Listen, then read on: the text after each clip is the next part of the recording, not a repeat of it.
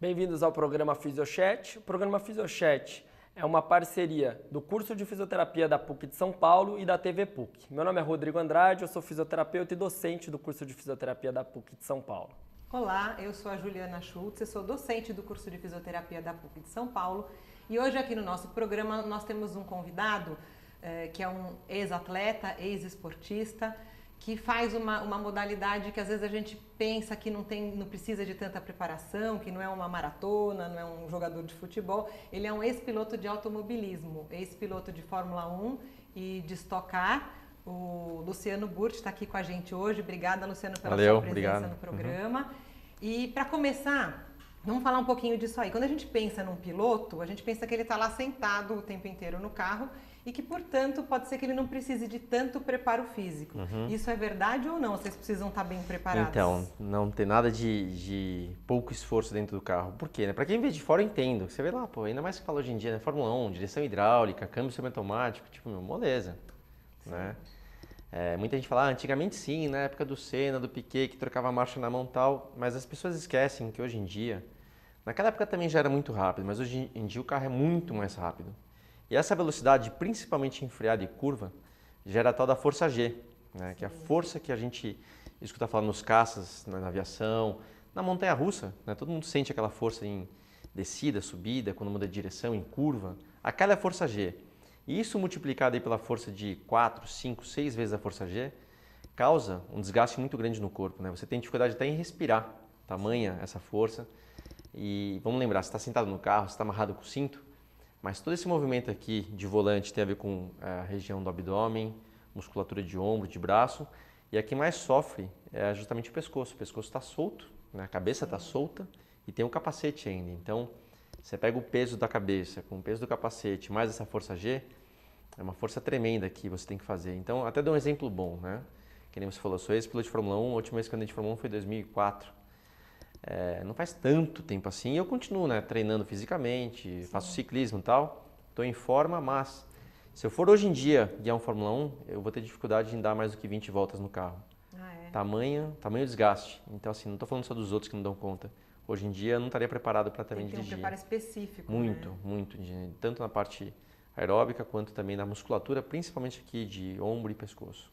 Aproveitando esse gancho então do pescoço, acho que o pessoal de casa também já viu que alguns pilotos, eles têm uma simulação de um carro, parece um carro de kart mais ou menos, mas com os pesos presos no capacete para treinar principalmente essa musculatura do pescoço. Isso é comum mesmo? Todo mundo tem? Como funciona? Não vou dizer que todo mundo tem, mas todos os pilotos de Fórmula 1 têm algo nesse nível. Por quê? Parecido. É parecido, por quê? Tudo que a gente faz, seja lá qual for exercício, desde musculação, a qualquer exercício que a gente faça, ciclismo, qualquer coisa, a gente usa uma musculatura específica para aquele esporte, para aquele exercício. Sim. Então é importante você estar na posição que você utiliza ele de verdade. Então não é que não adianta nada, mas se eu fizer o exercício para o pescoço de pé, aqui sentado como eu estou aqui agora, vai ser um ângulo, uma musculatura que eu vou estar utilizando. Quando eu sinto no carro, que é uma posição muito mais deitada, que você curva a cabeça para frente e tal, é uma outra musculatura. Sim. Então esses aparelhos que eles usam simulando a posição de dirigir, é justamente para que quando você faça o esforço do peso, seja uma simulação, ou seja, uma posição semelhante, que tanto é para peso de força, realmente você faz puxadas, né, de peso, quanto também para exercício de isometria, que talvez seja até o principal. Resistência muscular. De resistência, cara, e é dureza demais. Porque a Fórmula 1, né? São 2 horas de corrida, força G tremenda. Você pega o regulamento desse ano da Fórmula 1, que os carros são bem mais rápidos do que no ano passado. 3 segundos por volta mais rápido, para dar uma média mais ou menos. Cara, eles estão sofrendo. Assim, tem pilotos sofrendo para acabar a corrida inteira. Mesmo sendo pilotos em forma, que já estão calejados pelo carro. Então, assim, o desgaste é muito grande. A gente tem que se hidratar pra caramba, né? Muito. A hidratação é uma coisa assim que você, né, acostuma fazer com o tempo, né? Não só da Fórmula 1, qualquer categoria, você precisa de muita hidratação, qualquer esporte, na verdade. E no carro tem lá não é que tem um monte de bebida gostosa e nem geladinha, né? Você tem uma bebida que já um isotônico quente, que acaba esquentando, Durante a corrida você vai se hidratando, é importante pra caramba. E a única dificuldade quando você se hidrata muito, você quer fazer xixi também, isso não tem como.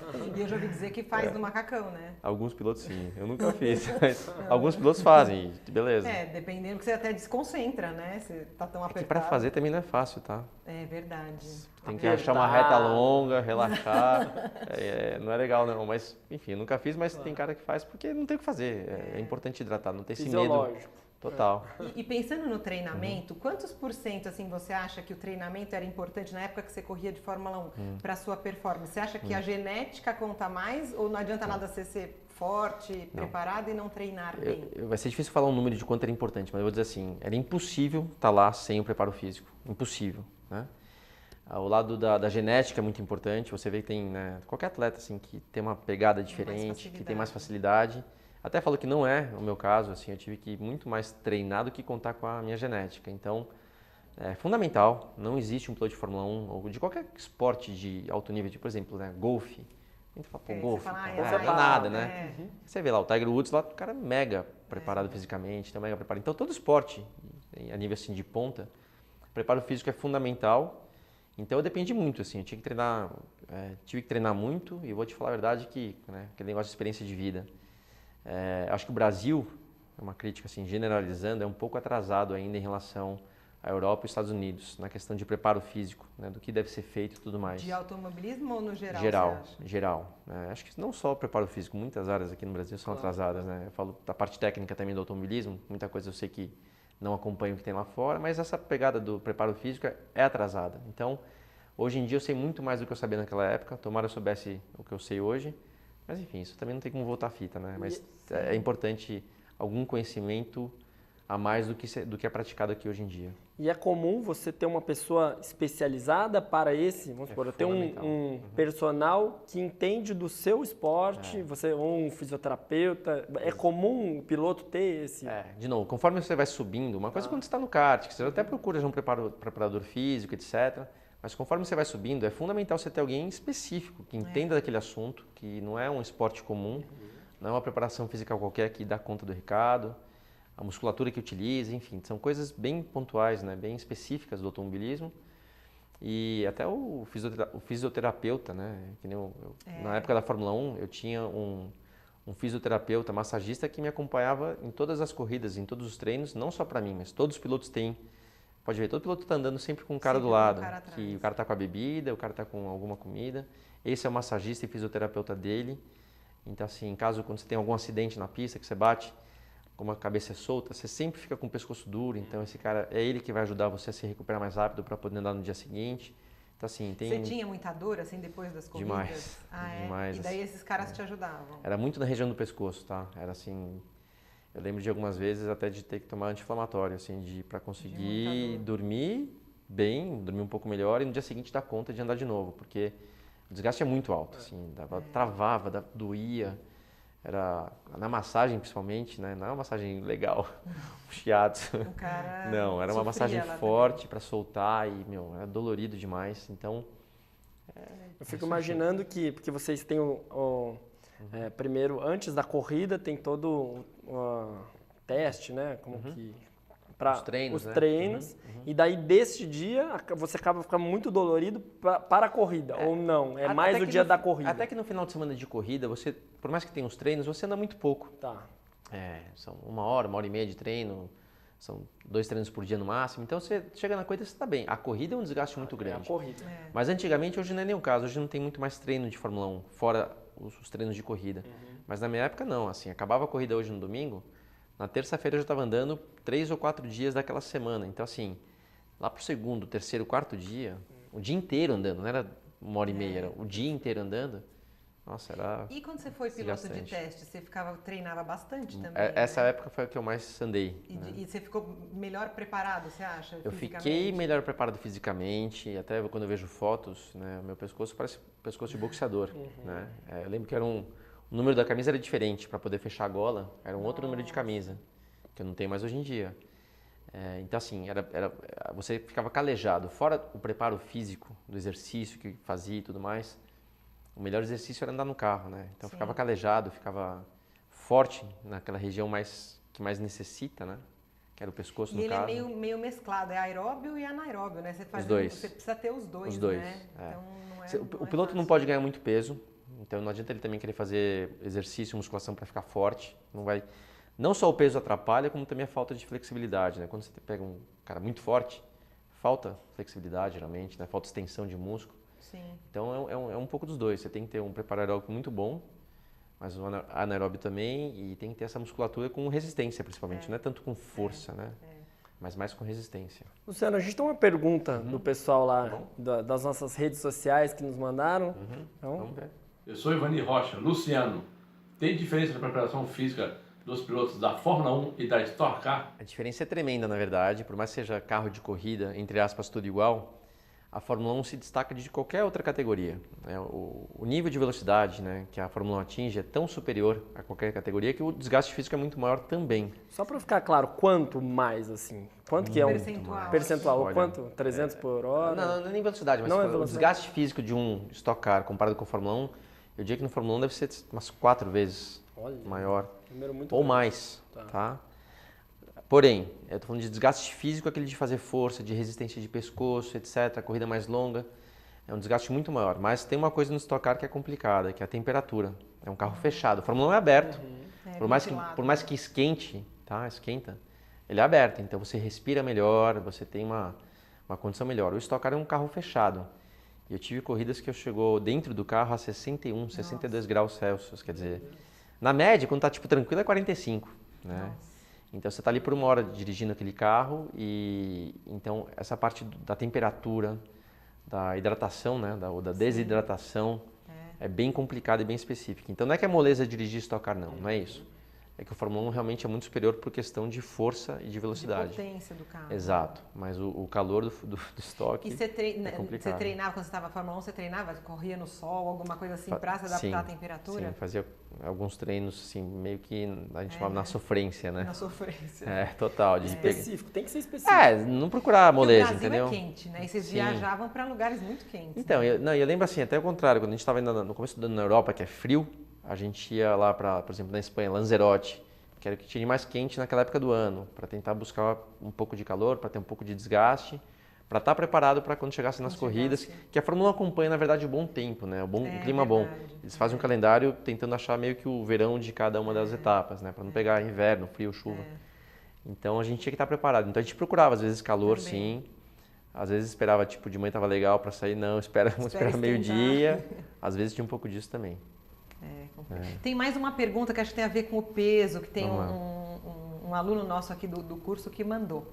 Meu nome é Alexandre, sou estudante de fisioterapia da PUC São Paulo e gostaria de perguntar para o Luciano qual a influência que o peso do piloto tem no desempenho do carro e da equipe, na velocidade de uma volta, o quanto de tempo está relacionado com o peso do piloto e como é esse controle e o quanto ele influencia no desempenho do carro e da equipe. Olha, legal. Eu vou te falar que essa vai ser bem técnica, tá? Mas para entender, tá? Não é somente o peso do piloto em relação a se ele está mais gordinho, o desempenho dele como fisicamente não é tão bom. Isso também tem a ver, né? A gente sabe que se está um pouco acima do peso, você já não está de repente treinando o suficiente, não está comendo bem. Isso também atrapalha, mas é uma percentual pequenininho. O peso no carro tem uma importância assim tremenda, principalmente no nível de Fórmula 1, que é um peso, né, mais baixo, na verdade. Os carros de hoje pesam 720 quilos aproximadamente. Então, qualquer quilo a mais, você está mudando não só o peso do carro em si, como também o centro de gravidade. Aí, por isso que eu falei que é mais técnico. Ou seja, eu sempre comparo com o João Bobo. Por que o João Bobo ele é equilibrado? Você bate no João Bobo e ele fica de pé, porque o peso dele está lá embaixo, está lá na bunda dele, né? Então, o peso lá embaixo é ótimo para o equilíbrio. Se você começa a ter peso do piloto, que vamos dizer está alto no carro, esse 1, 2, 3 quilos a mais influencia o centro de gravidade, né? Então, o piloto tem que ser o mais leve possível. E por isso eles são mais baixos na maioria das vezes também? O meu tamanho é um tamanho bom para piloto. Eu tenho 1,74, né? E muita gente fala, pô, você é baixinho. Para piloto é ótimo. Sim. Tem piloto que é mais baixo que isso, que é melhor, porque tem a ver com esse centro de gravidade, com peso mais baixo. E então, isso tem uma influência grande. Sim. O peso é importante. Os pilotos de hoje em dia têm que pesar o mínimo possível. Eles são bem magros, se você reparar. Tem que ter força, tem que ter resistência, mas tem que ser leve. É por isso que é complicado. Por isso o treino específico. Mas eu te falando, é coisa de 1 quilo, tá? 1 quilo, 2 quilos a mais num Fórmula 1 tem um papel, para dar uma referência, tá? Quando eu falo de peso no Fórmula 1, para você ter uma ideia, 10 quilos a mais representam 3 décimos de segundo mais lento por volta. Então, assim, é muita coisa. Pega a corrida toda. Se você falasse de um piloto que tem... Não existe isso, mas o cara é meio gordinho, pesa 20 quilos a mais. Ele seria mais de meio segundo mais lento por volta, só por questão do peso. Então, assim, chegar em último. certeza. Não tem a menor chance. Já era, né? Já era. Então, assim, o peso é fundamental. Muito interessante. Luciano, e agora você está mudando de modalidade, né? Você está virando ciclista, né? Metido a bestas. Profissional ou não? Não, amador. Não, amador mesmo. E daí seu preparo é totalmente diferente? Você acha que o que você teve de bagagem, da preparação que você teve no automobilismo, isso te ajuda agora no ciclismo, na sua performance? E se você mudou a sua forma de treinar depois? Olha, ajuda muito a bagagem, a experiência. Ajuda tanto para eu saber melhor como me preparar, quanto quando eu vou fazer alguma prova, por mais que seja para diversão, eu vejo que minha pegada de competição tá lá. Ela funciona muito bem, na verdade. Eu perguntei se era profissional porque eu acho que isso tá no sangue do atleta. Mas, assim, eu competi tanto na minha vida, e para falar a verdade seja dita, competição não é legal. Sim. Vencer é legal, ter resultado bom é legal, mas competir é muito pressão, duro. né? Pressão que você recebe, a obrigação de vencer. Competição não é um negócio que você fala, pô, tô curtindo pra caramba. Super assim. saudável, Não, né? porque também quando você ganha, você comemora ali por alguns minutos e depois você já tá Você tem que preparar para a próxima. pra próxima. Tipo, Você ganhou a vive em última. estresse, né? E daí? Ganhou a última, e a próxima, como é que vai ser? E o campeonato, isso. Então, assim, competição é duro. O ciclismo eu faço por um prazer, por um hobby, então, assim, não quero competir de verdade. Mas sim, quando eu vou me preparar, eu acabo que eu sou meio focado de me preparar Você quer um direito. tempo bom, né? Quero, Você vou compara fazer a com os prova. caras, Eu vejo que tinha uma prova recente aqui que eu fiz em Ubatuba, e eu vejo que eu cheguei na frente de alguns caras melhores do que eu, mas aí é a pegada de competição, coisas de estratégia, de como fazer, que eu acabo tendo um desempenho bom até por conta disso. Não porque eu tenho fôlego ou mais perna que eles, mas tenho mais experiência de competição. Então ajuda, e algumas coisas que eu aprendi com o ciclismo, tomara eu soubesse antes, né? Eu vou te falar, não só do exercício em si, mas de alimentação, de suplementação, de repouso, né? Coisas que eu... Sono, né? Sim, coisas que eu não sabia muito como lidar e acabava às vezes treinando mais do que precisava, dormindo menos do que precisava e principalmente comendo errado. Precisa de um apoio multidisciplinar mesmo. Nutricionista você sempre tem também, porque daí pensando na pergunta do nosso aluno, do peso e... Eu sempre tive uma assessoria, talvez eu digo que eu não dei tanta atenção quanto eu deveria ter dado, ou também não sei se o pouco de assessoria que eu tive, talvez também não foi ideal e por isso que eu também não me interessei tanto na época. Então, hoje em dia como ciclista, né, que eu, ciclista amador, eu fui buscar um pouco de orientação e me ajudou bastante, né, de ver realmente o que eu preciso, como eu preciso comer, de que forma, suplementação, né, por mais que eu sempre fui meio natureba, de não querer muito, tem coisas que são importantes, que te ajudam, então, de novo, tomara eu soubesse isso antigamente. Mas é só com a experiência, não tem... Algumas coisas são assim. E a gente vai precisando. Você acha, por exemplo, agora, você tem, pode falar a tua idade, né? Opa! 40 já, né? 42, na verdade. Então, e eu acho que isso também, a gente tem processos que vão acontecendo no corpo com a idade que a gente vai tendo mais dificuldade de massa muscular. Você sente isso ou não? Ainda não, mas... Você é bem ativo. né? Porque eu nunca parei. Então, assim, é uma coisa meio louca. Se eu falar, talvez meu pico de performance como atleta, eu acho que eu tenho ele hoje em dia.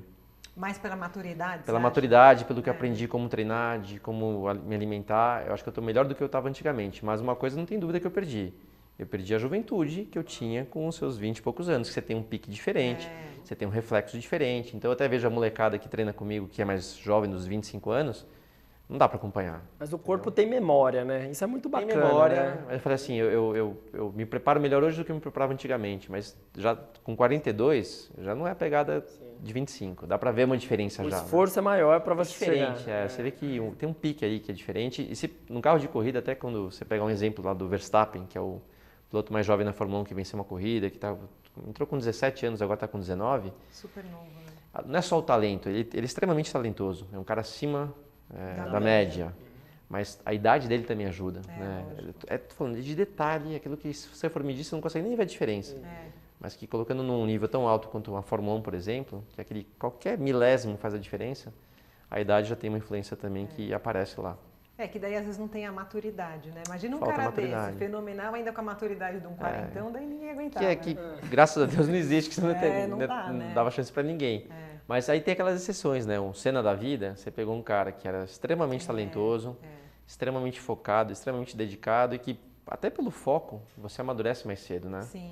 Enquanto um monte de gente que, como eu, foi morar na Inglaterra para ir para o automobilismo, chegava sexta-feira, sei lá, uhul, quero ir pra balada. E, pega um cara como esse, o cara não quer saber de balada. Eu também não ia muito não, mas tenho certeza que ele ia menos do que eu. E esse foco faz o cara amadurecer mais cedo. Então, quando você vê um cara acima da média, não é por um motivo apenas, tem um pacote em volta dele que faz se tornar um super atleta, um super campeão, como alguns aí, né? E a dedicação faz diferença, né? Porque às vezes fala, o cara nasceu, tem o corpo, mas se ele não se dedica, e isso é importante a gente pensar, né? Que pra gente conseguir as coisas, a gente tem que se dedicar, seja fisicamente, né? Eu falo o seguinte, por isso que é bom, né? Eu falo de mim, né, no caso, e não é um elogio, mas é fato. Eu digo o seguinte, seja para ser um esportista, um piloto, um jogador de futebol, seja qualquer profissão, seja para dar aula, fisioterapeuta, qualquer profissão nessa vida. Eu aprendi o seguinte, eu nunca me considerei extremamente talentoso, extremamente sortudo nem nada, mas uma coisa eu tive, dedicação.